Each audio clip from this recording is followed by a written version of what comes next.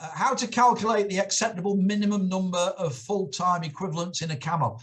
In actual fact, there isn't a minimum. And I use as an example, and I say you could have a camo looking after 10 aeroplanes, and you could have a camo manager and a deputy maybe.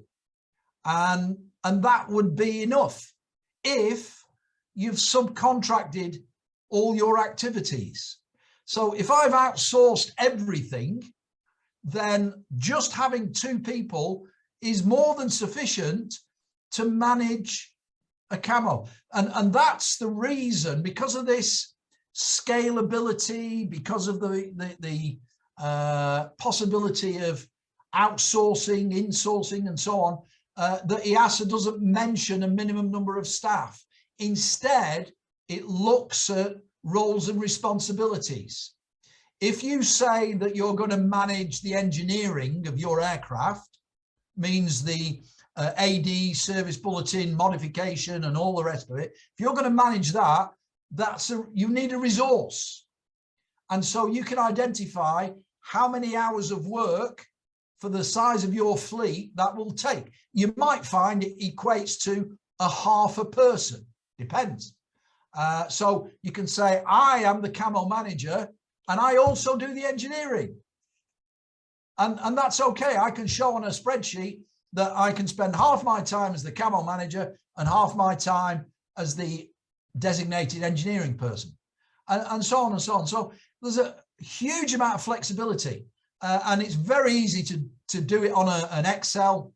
And I've never seen, again, I've never seen it rejected where EASA has, or a competent authority said, no, you don't have enough people.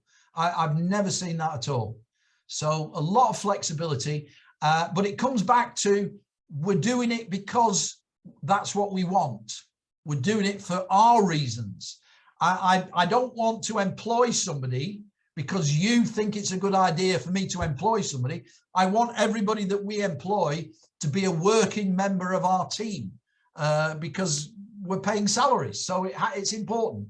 But I've never seen any real contentious dialogue, if you like, between EASA or a competent authority and a camo. Just a takeaway to say, I expect within the next 1 or 2 years that EASA will give small companies the opportunity to contract their camo. What will that mean? That will mean that you will be an operator without a continuing airworthiness manager. You'll have a safety manager, you'll have a quality manager, you'll have an accountable manager, but you will not have a camo manager. You'll have outsourced it. Now, think about it. If I go to a company that's employing 20 or 30 people in a camo, and I'm a small operator with 2 aeroplanes, and they've got an engineering department with somebody responsible for ATA, I don't know, 21 and 36, 27, 29, 32, somebody looking after engines and so on and so on. And I put my aircraft with that company, that's going to be a lot better than if I'm trying to do it myself with 1 or 2 people.